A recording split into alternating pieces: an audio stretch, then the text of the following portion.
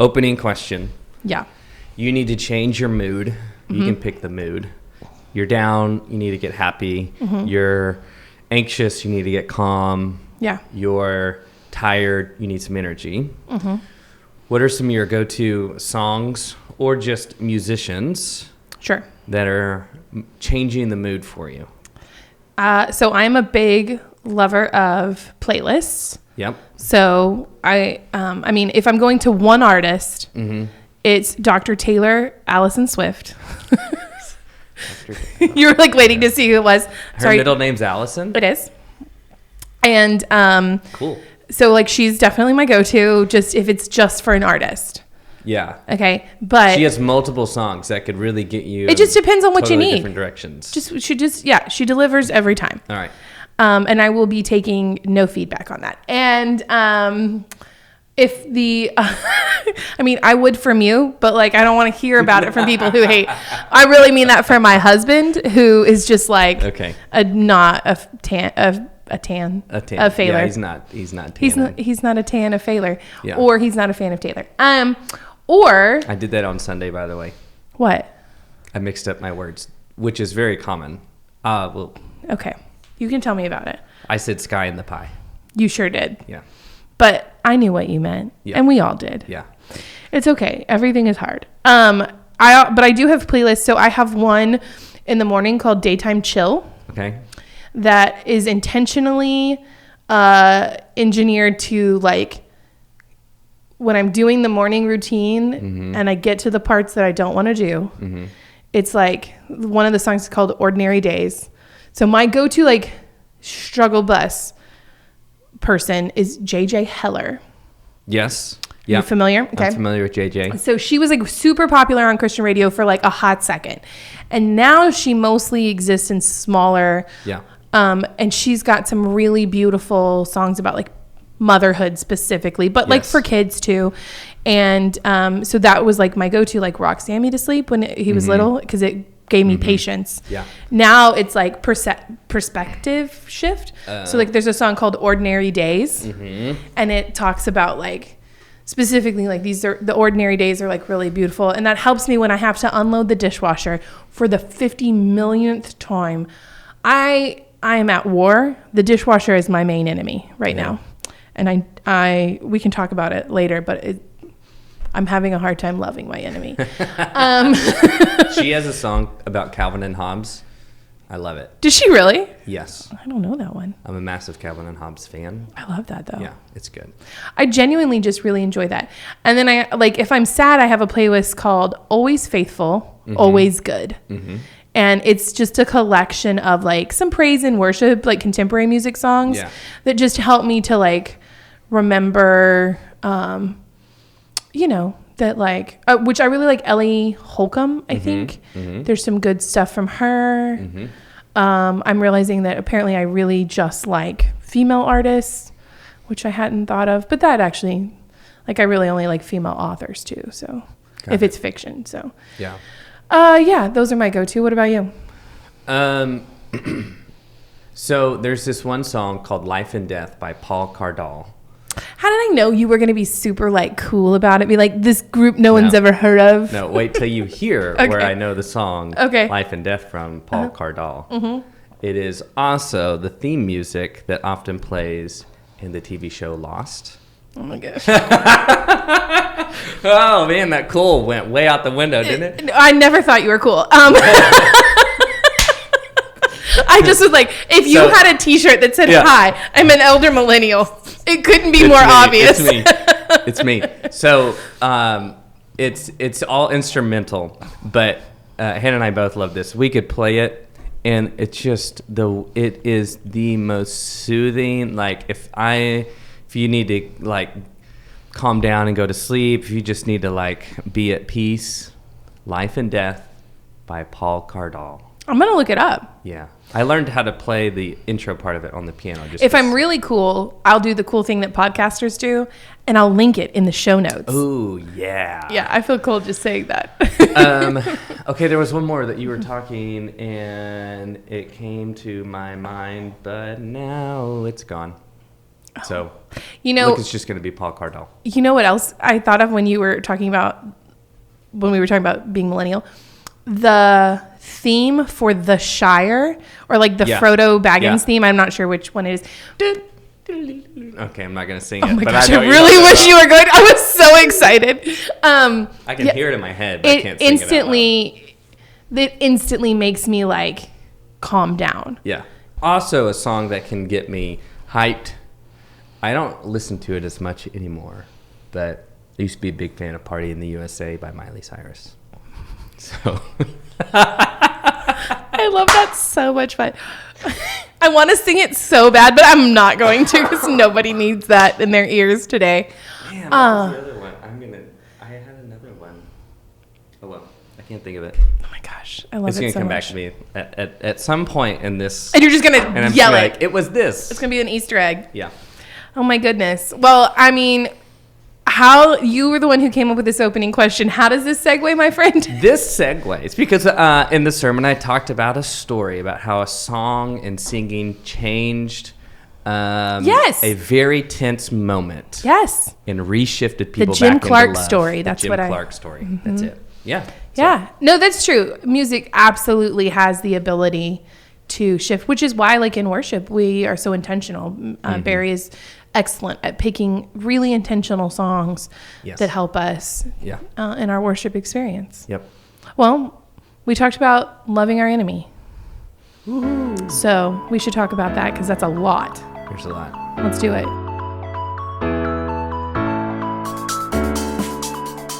Well, I'm Becca. I'm the pastor of family ministries here at Katy First. And I'm Mark. I'm the senior pastor here at Katy First. Welcome to the Katy First Family Podcast, where we offer ideas, inspiration, and encouragement to help your family grow as joyful disciples of Jesus Christ.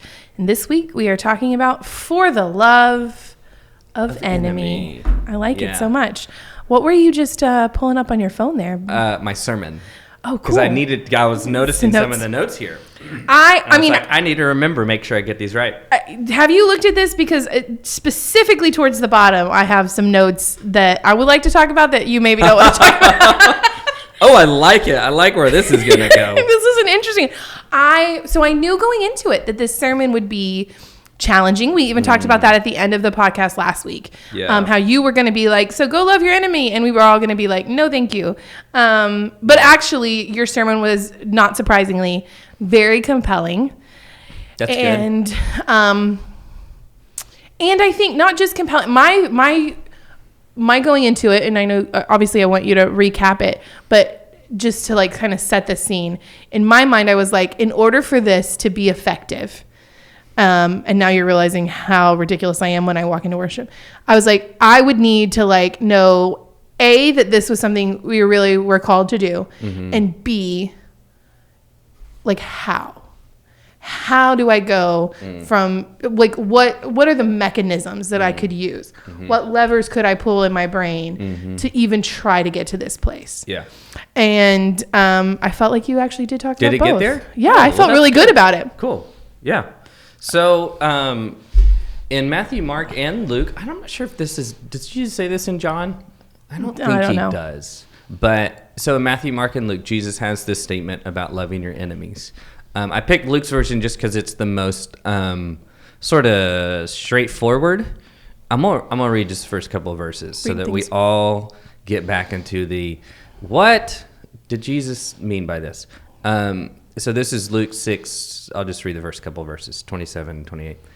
But I say to you who are listening, love your enemies, do good to those who hate you, bless those who curse you, pray for those who mistreat you. Woohoo. So fun.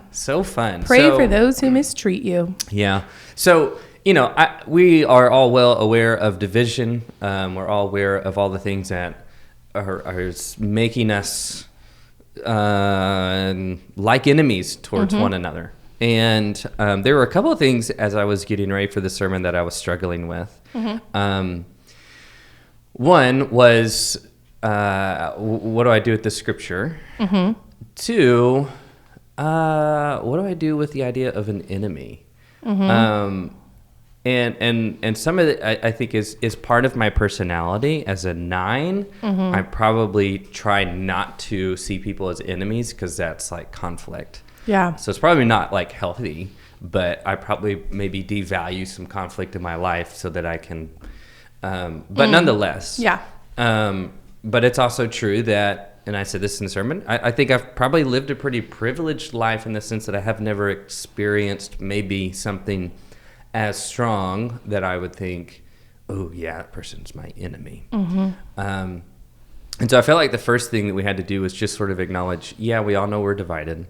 I see some of the stats on political opponents, which were a little shocking. They were jarring. Right? Like, and I was uncomfortable with how many of them I thought asked me on the right day. Right? Yeah.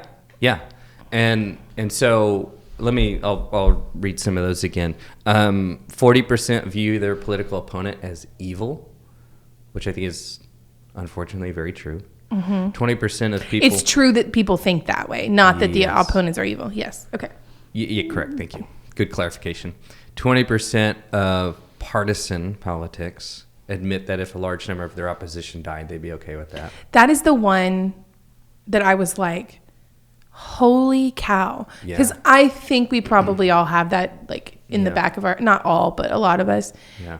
But to say it out loud, to be willing to answer yes to that. Right. Woo, that's rough. And then 20% of all Americans, according to a recent poll, would support a national divorce.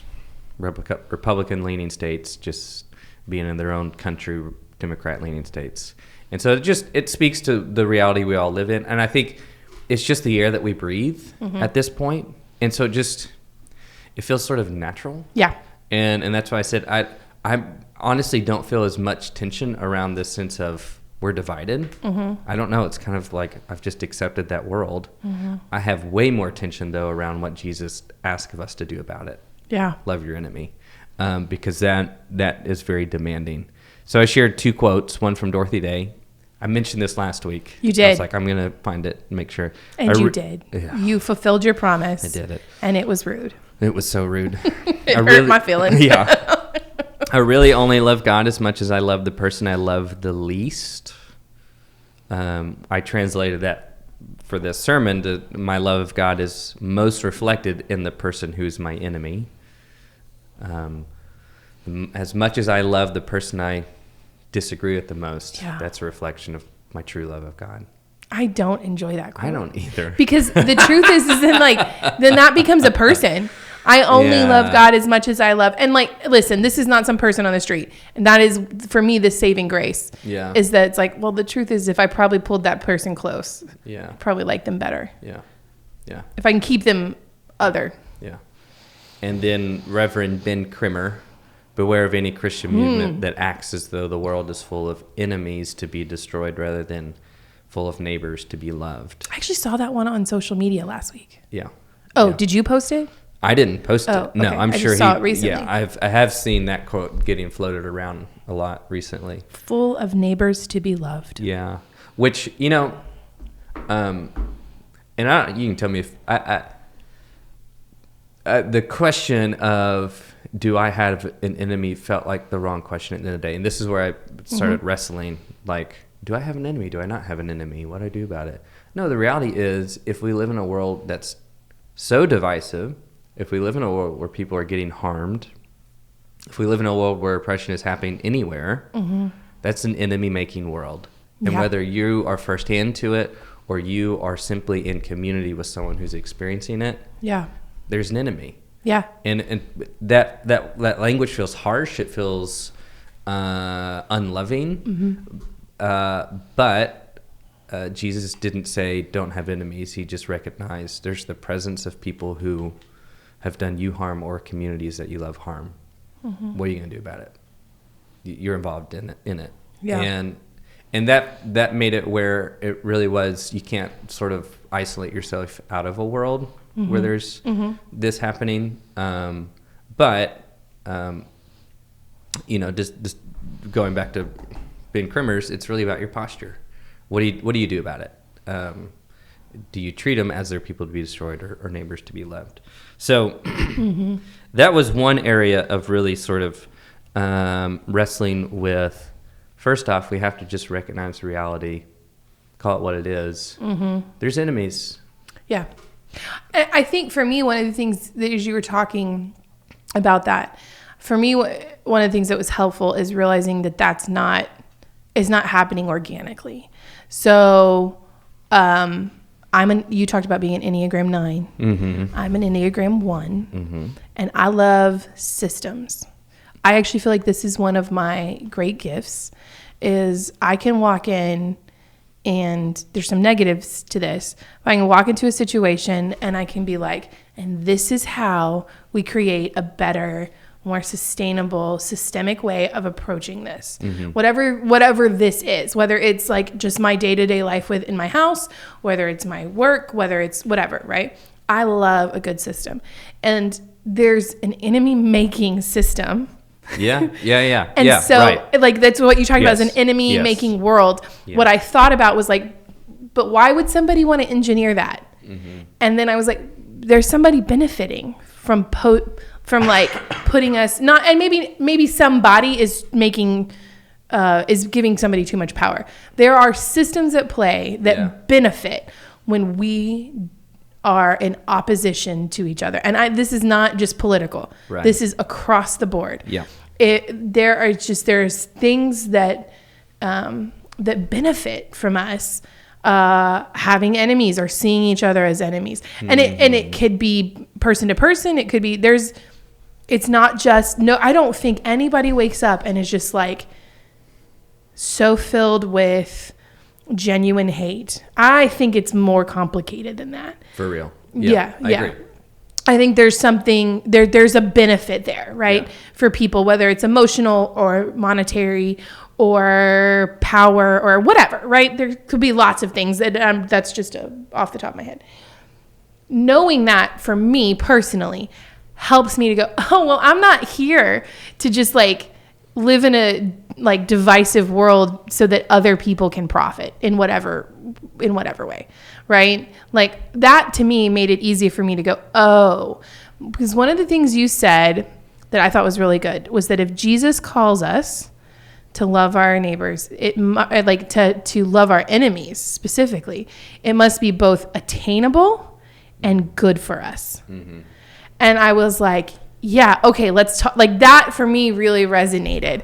Yeah. It's doable. That was important, and it's good for us. Yeah. So I was like, I'm as able to be like, yeah, I want to love my enemy when I realized that it could benefit me to love my enemy. I know that's so selfish, but maybe that's not terrible to start there. Yeah. That it could benefit me, and that it could benefit the people, my neighbors that I already love. Yeah. If we learn to love our enemy, whatever that is. Is that terrible? No. Now I'm worried I'm a terrible person. No, I mean, I think there's, and we don't have enough time to get in all the nuances that need to be addressed, but, there's a reason why loving your enemy doesn't feel natural, and that's because it can be harmful to you to try to do something like that. Yeah. And so I think you have to trust that Jesus didn't say this just to make you a really better than everyone else or some sort of pious posture that is going to pay off in heaven one day, but that there had to be something good about it for you personally and for the world in which Christ is trying to invite us into. Mm-hmm. And to trust that means that doing that work of loving your enemy helps you realize, yes, this is risky. Yes, it could even be dangerous. Yeah. And so knowing that alongside of, but this has to be good. If only for me, that in loving my enemy, it keeps me from living and being motivated in resentment, anger, hatred, something else. Mm-hmm. Or it could have ripple effects much bigger that you can't really control, but it may. So turning then to what Jesus said and who he said it to, right? He doesn't say this to the dominant group who's trying to make the world stay nice. He's saying it to the minority group of people under Roman control, right, who are trying to reclaim their own power, who are trying to make a more peaceful world. Yeah. So and saying this, it'd also be something if Jesus said it and then didn't live it, but of course he did. Mm-hmm. So like all that adds up to he really meant this. Mm-hmm. So it had to be something that was attainable, that could have been truly done. And at the end of the day, it must have been good. Yeah, well, and I think one of the things that with that is like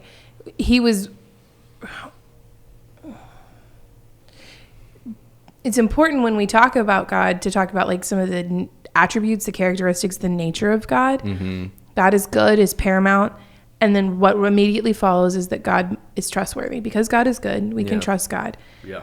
Jesus shows us that that's true.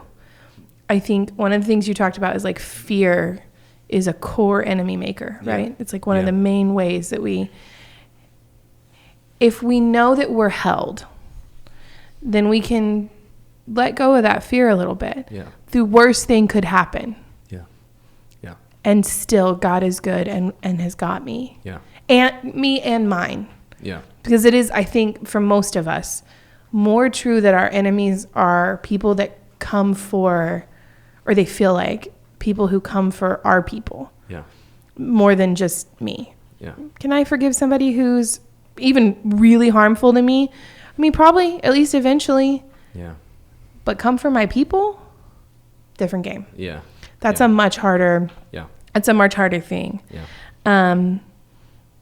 I liked how in the Jim Clark story, you didn't, and like, not that we don't know, because it's like a very famous like situation and story and so on, but like you didn't finish the story of what happens in Selma. You didn't finish the story of what happens after they sing this song, and include Jim Clark in it.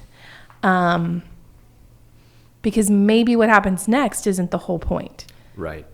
Yeah. And I think sometimes that reframing is really important. Because here we are still talking about it. Mm-hmm. The world has shifted and changed. It needs to shift and change more. Don't hear me denying that. Right. But things are continuing, I hope. Mm-hmm. I hope for more. And we take this message of like, regardless, I think it was good for the people that were standing there. That was for me the most shocking kind of thought is like, this has to be good for us. Yeah. That Jesus wouldn't order us to do this just because. Yeah. Like, not even just because like it sets a good example or some kind of like, that doesn't feel like enough. Yeah. It's actually a better way to live.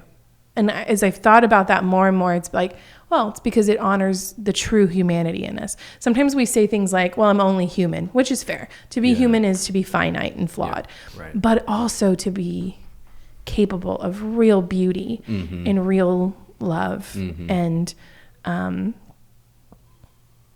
it's not a bad thing to be. Right. We're not only human. Yeah. We are totally human. Yeah. We are so human, and it's such a gift. Yeah. And so I think as I thought about that, that was really striking to me of just like our capacity to love even those who harm us or people we love. Yeah. Is actually a gift of humanity and not a source of weakness. Yeah. Yeah.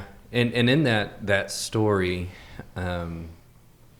you know, I think I bring up something probably from Dr. King or civil rights fairly often. Mm-hmm. And I think it's just one of our best modern examples of what Jesus preached being lived in our modern to modern-ish moment, and saying, this is what it looks like today.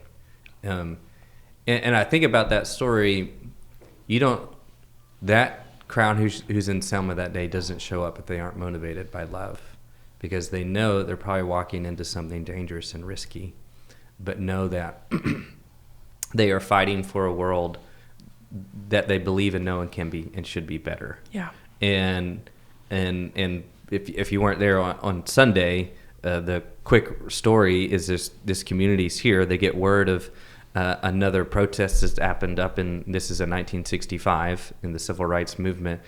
Another protest up in Montgomery has gone really bad. A lot of people have been hurt violently. They've not allowed ambulances to come in.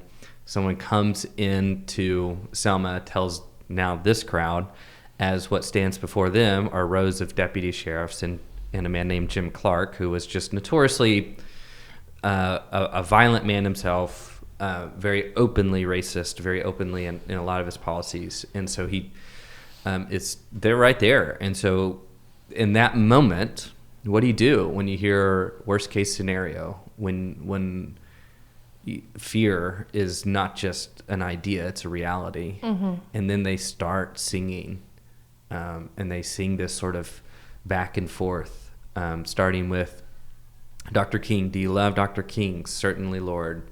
Do you love Dr. King? Certainly, certainly, Lord. Do you love him? Certainly, certainly, Lord. Then moving through their own leadership and how they're like kind of grounding in love. And then they, it says unexpectedly, the guy who's leading the song then says, do you love Jim Clark? And how the crowd, at least the way Walter Wink describes it, is shocked, but then begins to embrace, yes, we do. And then he has this very poignant statement of saying, do you hear that? We love you. We're not gonna replicate what you're doing. We're gonna love you into changing. And it's just this powerful story of like, what happens next? Does it matter to a degree? Yes, but what this whole series is trying to say is there is something in that core of love that can motivate us and drive us. Yeah. And as you said, to maybe do things that we could never have imagined that we did. Mm-hmm. I mean, we just think about love in any sense. Mm-hmm. When you fall in love with someone, mm-hmm. and maybe you start doing things, you're like, I don't know why I'm doing this. Mm-hmm. You know, like how love just has this potent and powerful ability. And in this scenario, when we direct it towards enemy and direct it in line with Christ, just the power that it can have. And we're still telling that story. Yeah. So even if the worst case scenario happened on that day, we're still telling that story, and the world changed because of it. So it's a great story. I love it. I thought it was really powerful. You also talked about something that I think is really important in our Christian, like normal Christian rhetoric. Mm-hmm. This is the part where I was like, see, did you see I wrote this down? Yeah, I love it. There's stars next to it. I did. I put stars because I didn't know if and 3 question marks. So one of the things you talked about with the quotes, with this story about who we love, and then as I was like kind of grounding myself in this idea of like, yeah, God is trustworthy. That's what I kept thinking myself, right? Like, so I can trust that like if I choose to love my enemy like I've been commanded to by Christ, that I can trust that God has got me, right? Mm-hmm. And then you said something about, because we're able to do that because in the back of our minds there is this thought of won't God finally destroy God's enemies? Mm-hmm. And I thought, ooh, is that what I mean by trust God? Do I trust God to take out the people who I disagree with later? Mm-hmm. Is that what I'm saying? And I do think, just really honestly, that the church has gotten, and I mean like church in the biggest kind of sense, because not every Christian says this, certainly. Yeah. Not every preacher says this. Not every local community would agree with it, right? But in the back of at least some people's minds, and in the way that we have, I think the way that some people kind of view the church, or just sort of like the water we swim in, I don't know a better way to say that, mm-hmm. is this idea of God will make sure people get what's coming to them. Yeah. And that's what we think God's justice is. Yeah. And so we're like, I can love my enemy in like a sort of like better than them way, in a pious way, because God will take care of them. Yeah. They will be the goats. Yeah. And they will, which is a weird, obscure thing if you're like new to church stuff. This is like separating, right? They'll be the goats, and they will be burned up, right? Yeah. And that was the question I wrote: is can we talk about the way we use hell? Mm-hmm. We are so sure sometimes that like other people, the people we disagree with, Right. our enemies, are going to get what's coming to them. Yeah. And if I pull back on that and I genuinely want to love my enemy the way that Christ has called me to love, not the way that I'm comfortable with, then I got to hope that across the board, that if people get what's coming to them, then what's coming to them is grace. Yeah. Yeah. And mercy. Yeah. And unconditional love of Christ. Yep. Not this other. And we have used we have bandied around God's judgment and God's justice like a weapon. And the church is poor for it, in my opinion. Yeah. And I would love to have a continued conversation, not just you and me now, but I love having this conversation just with students. We talk about it from time to time, because especially when we have new people who bop in, so much of Christian identity to the outside world is viewed through the lens of judgment. Yeah. That we are very judgmental people. Yeah. Which I can't fault people for seeing that. Yeah. That has been our language for so long. Yeah. And so loud. Even if it wasn't the majority, it's been a very loud group. Yeah. You want to talk about hell, Pastor Mark? Yeah. So yeah, I mean, I do think two things. We say this all the time. Our view of who we think God is ultimately is going to impact how we are. Yeah. And if we say God's loving, but even if it's just in the back of our mind, ultimately God will be wrathful towards someone. You probably will be too. Wrathful towards someone. Yeah. Sure. And even if you're sitting in that and you don't act in it. And I think there is definitely, I think it's in Romans, I think Paul has a particular line about, I can't remember if it's vengeance or maybe even avenger. But anyway, it says vengeance is God's. It's not yours. And I think that's part of that sort of mindset, okay, which I will say, I think is one step better than it's mine. That we sort of offload to God. Okay, it's not mine to destroy my enemy, but I know God certainly will one day. It's just that I think we still have to keep pressing. But what did Jesus tell you what that vengeance looks like? I'm doing air quotes. Yeah. What did Jesus show us that looks like? And I still think that's subversive. Yeah. In that God, at the end of the day, while we want it to be, and I can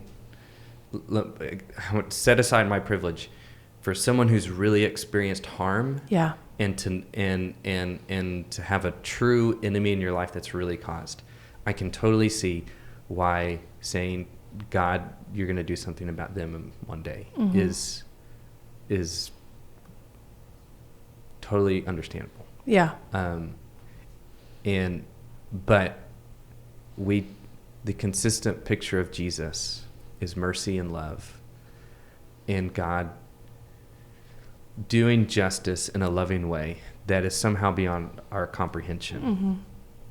There's this line in Isaiah that is sort of this recurring, I can't remember what parts of it's in, I'd have to look back, but I know it's in Isaiah, which is a big book, 60 some odd chapters. But there's in this one section where the prophet is doing condemnations, as prophets love to do.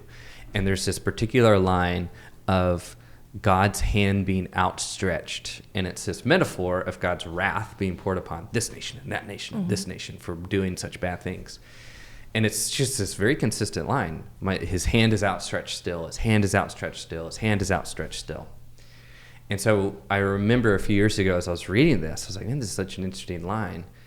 And then I think I may have been reading one of the Gospels, and I began to notice every time it talked about Jesus' hand being outstretched, on the other end of it was always grace and healing. Yeah. And it was almost like, I think Matthew, Mark, Luke, John knew what that phrase meant for them. It's not an accident what ends up in there. And so every time they're telling the story, what we thought God's vengeance looked like was somehow healing in Jesus. And so I think I can understand why either one, in the back of our mind, we think God's like that, or two, we read some scriptures and it's easy without considering the larger story, because the Bible does this to us. Sometimes it's like, I'm going to use the word vengeance, or I'm going to use this particular word, but Jesus is totally subverting it in so many different ways. And I think this is an example of that if we begin to see a picture of God through Jesus and how Jesus is loving and healing, and not in just a ooey gooey, everything's great, but in just a redemptive way that really does handle all this for all parties involved. It's just it's a better picture of God, but two, I think then it comes back to here, me loving my enemies. It can be good. It can be done. I'm not going to do it perfect, but I can at least be motivated to say it's worth trying. Yeah. Even if I don't understand it yet, I can try to live it. You know, there's a really famous, probably most of us had to read it in school, a really famous sermon that we use because it was preached / written in early, early Americas, right? Puritan days. Puritans. Cotton Mather, I'm pretty sure it's Cotton Mather, wrote the famous sermon, Sinners in the Hands of an Angry God. Yeah. And it is brutal. Yeah. We read this in school. So that probably isn't helping this idea that non-Christians have about what Christianity is all about. But there's a book, and I feel certain you've read it. Brian Zond. Yep. Highly recommend it. I love this book. Yeah. Sinners in the Hands of a Loving God. Yeah. And he talks about so many things. But one of the things I love about just taking that famous sermon and kind of one word shift, it seems to be, to me, that's the through line of Scripture. You thought God was like X. I mean, from like chapter 3 of Genesis, you thought God was like X.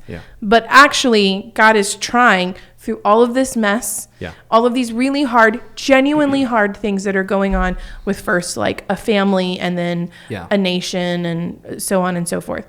You thought God was like this and only loved these people. And every single time there's an opportunity, we see God actually trying to push people to think bigger, to love wider, to be more and more human in the way that Genesis 1 and 2, God created them to be in God's image. And I just man, the thing that I'm so grateful for is Sunday school teachers when I was little who said, Jesus loves you and you're supposed to love God and love your neighbor. I believed them when they said that that's what we were called to do as Christians. And so some of this other stuff that was in the water, is in the water, just didn't stick because I believed them when they said it, and they said it a lot. And so I've been really grateful about that. And as I thought about all of this stuff together, one of the images that came to mind for me, and I don't know if this is helpful for lots of people, but I thought about a zip line, and not just because we had one in our sanctuary at VBS, a faux one that was beautiful and wonderful and that the kids loved. But have you ever done like an actual like zip line or bungee jumping? Oh yeah, I worked on a ropes course for that's a whole right. summer. I forgot about that. You told me about that. So I don't like heights, but I've had to do a zip line a few times because it becomes some kind of like team building, and like I can't just get the kids to do it and not do it myself.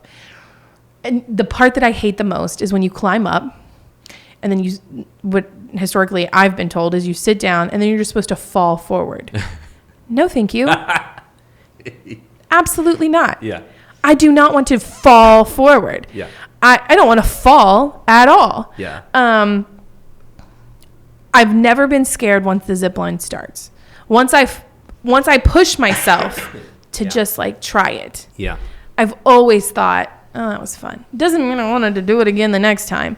But like it's beautiful, especially like there's places where it's like sort of famously beautiful, right? In like rainforest or whatever. I don't know.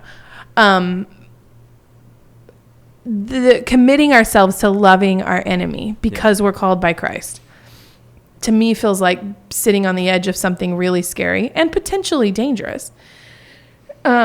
And saying, somebody going, yeah, just trust me, I got you, just fall, right? I mean, that's for me. And again, I think that's a point of privilege for me, because I'm not talking about somebody who has done me harm, at least not in the same kind of way as other people have experienced. But what if it's good for us? Cause like I feel better in my body, in my heart, in my mind, in my soul, if I choose to love instead of hold on to hate. Yeah. If I choose to see a world full of neighbors and not enemies. Yeah. What if that's just better? What if it only takes the strength of a second? You know what I mean? Mm-hmm. I don't know. For me, that was a helpful analogy. It has holes, obviously. Yeah. But my hope is like, we can think about that as a group. Can I add to that? Please. Because that was sort of that was the second big thing I wrestled with. Mm-hmm. And it was sort of how I ended in that, like, I really wanted to make this to a nice little bow of like, we all get why Jesus and what it means to love your enemy. Yeah. This feels in particular like one of the things that Jesus said, that if you're waiting to fully understand it before you try it or live it, we won't, because this feels particularly like one thing that to know what it means to love your enemy as attainable and good has to be lived. Yep. And the same way, a zip line, like there's terror, there's fear, and if you're waiting for that fear to dispel before you jump off, it's not going to happen. It will not. But you do it in the middle of it, you love it, right? You get to the end of it, and it took action before understanding.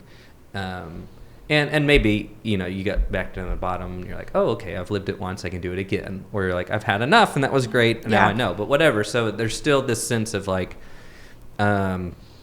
this vulnerability, riskiness to step out before it maybe all adds up.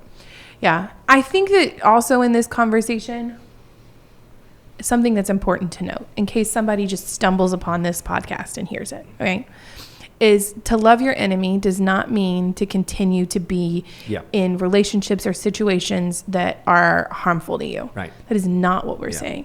Yeah. So if you are in a relationship or a situation where someone is hurting you physically, emotionally, mentally, loving them is not staying. Loving doesn't mean staying. Doesn't mean staying. And so I think sometimes that gets confused or gets, again, weaponized against people. Yeah. So I don't want to do that. Yeah.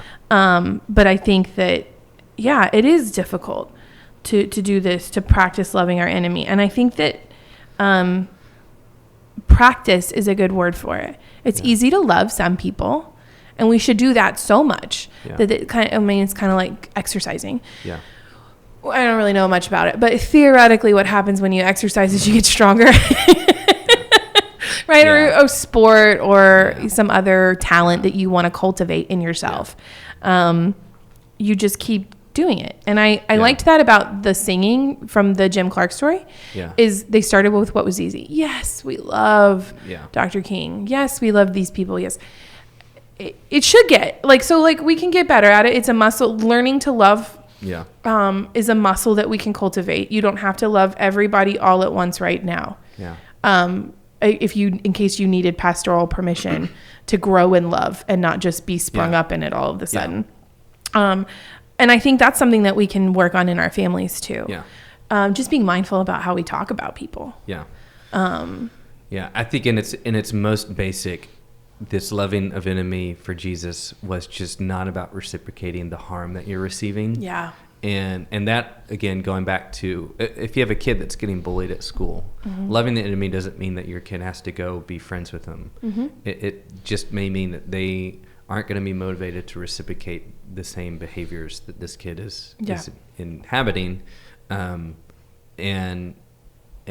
realizing how love can ask of you and for something better or different.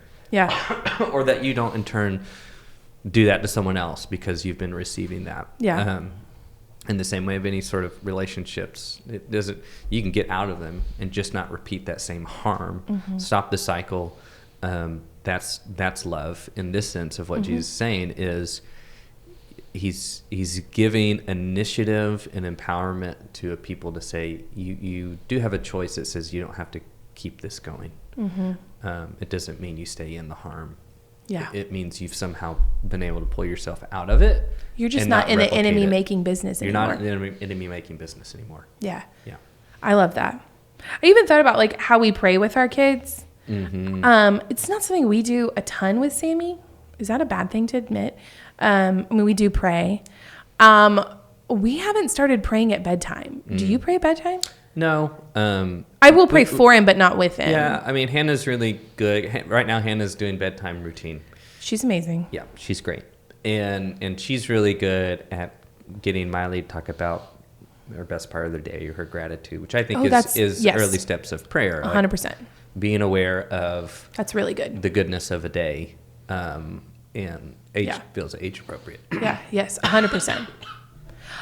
We do like sort of the rote prayer, like at dinner time or whatever, just to get him sort of in the knowledge of like, this is what we do. But I thought about like, if we do pray with our kids, or we talk about prayer with our kids, or we pray in front of our kids, like our prayers should just be we should just be intentional in general by ourselves, but certainly with others, that our prayers are not about changing other people. Yeah.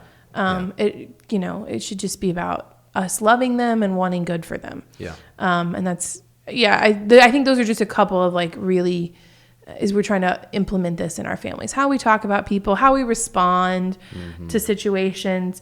Little things will add up to long-term things because our kids are practicing and they're watching and all of that. So this was a tough one. Yeah. I really did appreciate it though. And I think it's helpful. It feels timely, of course. I mean, like I said before, you own a calendar, you know what you're doing. Yep. But also, like, there are just different seasons of life where this is way more relevant. Yeah. And it's not just elections or political is just easy. Right. But the truth is enemies come in a lot. Yeah. Sure. Yep. So, well, thank you so much for joining us today. And in the midst of all of this conversation, we hope that you have found some inspiration and encouragement for yourself and for your family. If you'd like to get our weekly podcast delivered to you, you can subscribe or follow us on Apple Podcasts or Spotify. For more information about Katy First and the upcoming events for you and your family, you can visit our website at katyfirst.org. Arg is what I almost said. Like it's a pirate. It's not pirate, yeah. Pirate Halloween season. Like it. Mostly we want you to know that in the middle of your ordinary, messy life, whatever that looks like for you right now, know that you are not alone. You are doing a good job. And you are so, so loved. Yeah. We'd love to see you on Sunday, particularly this Sunday because it's Children's Sabbath Sunday. Very excited. We're going to have a lot of kids leading in worship, in choirs, and leading as liturgists, and handing out some Bibles to third graders, recognizing one of our beloved volunteers. So lots of good stuff. It's just a good Sunday. If you got kids, to bring them to church with us, I think you're going to see a great service. And you are preaching. And it's going to be awesome. I thought you were talking to like the amorphous you at the other end of the microphone. We're going to open up the mic. Yeah. And people are just going to. Everybody's going to get up. It's open mic preaching. Yeah. I'm here for it. Or you mean I'm preaching? You're preaching. I am. And it's going to be great. So we'd love to see you on Sunday at 11 a.m. in person or online. Otherwise, we will be back here next week. Have a great week. Bye.